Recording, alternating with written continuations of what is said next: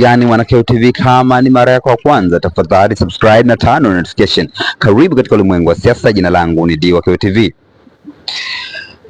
Mwanasheria mkuu kutoka katika Chama cha Demokrasia na Maendeleo Chadema, ambaye ni Rugemeleza Nshala, amesema kwamba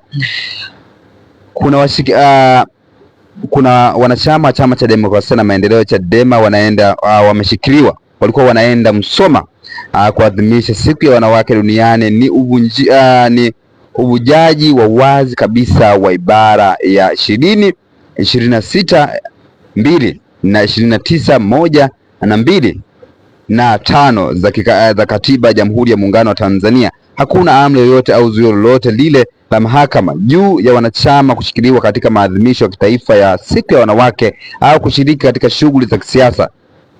Sheria hii ipo wazi kuwa zuio lolote lile la mahakama haliwezi kuvuka miezi 6, labda kama limehusishwa sio linafanywa kwenye kesi ya Said Issa Mohamed na wenzake wawili, haikuhusishwa. Hivyo zuio hilo lilikoma tarehe 10 Disemba mwaka 2025.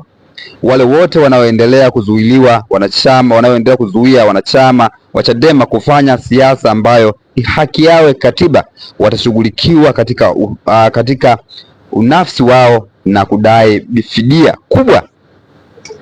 Hatuwezi kukubali ubabe katika nchi hii inayofuata misingi ya demokrasia na vyama vingi. Hayo ni maneno ambayo ameandika mwanasheria wa Chama cha Demokrasia na Maendeleo Chadema, ambaye ni Rugemeleza Nshala. Jina langu ndio KUTV. Kama ni mara yako ya kwanza tafadhali subscribe na turn on notification ili uwe mtu wa kwanza kabisa kupata taarifa zetu ambazo tutakuwa tunaweka hapa KUTV. Tunakuja katika masuala ya kisiasa. Bye.